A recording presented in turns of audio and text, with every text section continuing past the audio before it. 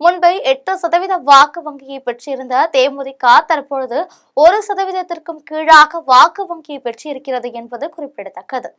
இந்நிலையில் பிரேமலதா விஜயகாந்த் ஏராளமான நிபந்தனைகளை விதித்து கூட்டணிக்கு முயற்சி செய்து வருகிறார். ஆனால் இது தொடர்பாக தேமுதிகவை கூட்டணியில் சேர்த்துக் கொள்ள இயலாது என திமுக, அதிமுக ஆகிய இரு கட்சிகளும் மறுத்துவிட்டன. முன்பு விஜயகாந்த் தேமுதிகவை வழிநடத்தி செல்லும் பொழுது இதேபோல் கடைசி வரை கூட்டணி சேராமல் முடிவையும் சொல்லாமல் இருந்தார். கடந்த 2011, 2016, 2021 ஆகிய சட்டமன்ற தேர்தலில் இதேபோல் தேமுதிக கடைசி வரை கூட்டணி முடிவை அறிவிக்காமல் இருந்தது.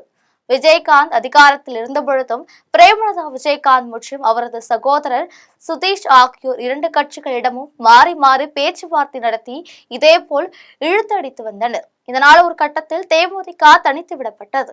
தற்பொழுதும் பிரேமலதா விஜயகாந்த் அதே போன்ற தவறுகளை செய்து வருவதாக விமர்சனங்கள் எழுந்து வருகின்றன.